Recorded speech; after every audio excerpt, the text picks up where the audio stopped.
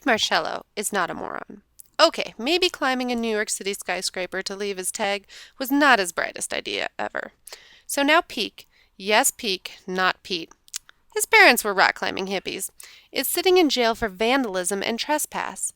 And the press is only making matters worse. All the attention is forcing the prosecutors to come down hard on him.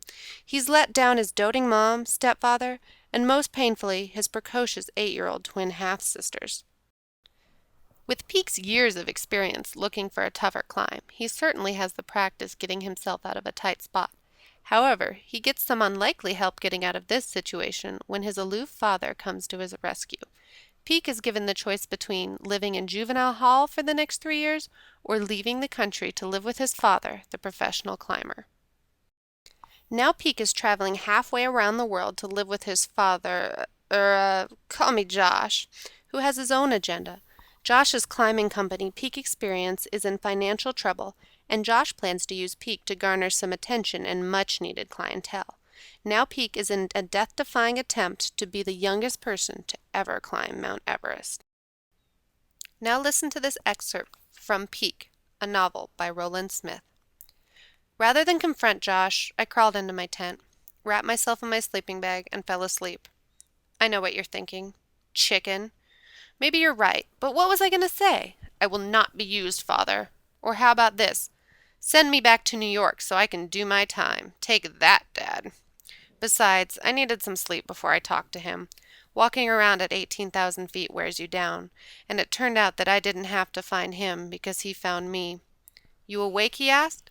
Yeah, I said, although I hadn't been until he stuck his head into my tent.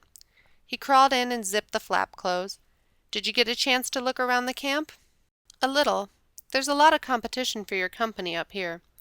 You noticed, huh? Next year there won't be so many commercial operations. There's only a finite number of people who have the money, time, and desire to get up this mountain. This will be the last year for a lot of the operations. Including Peak Experience, I asked. He grinned. Your mom told me that you're smart, he said.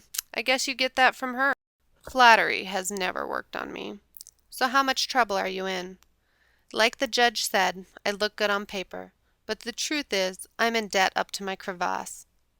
Humor, on the other hand, always worked on me, and I laughed. If we have a good season this year, he continued, we might be able to recoup some of our losses next year.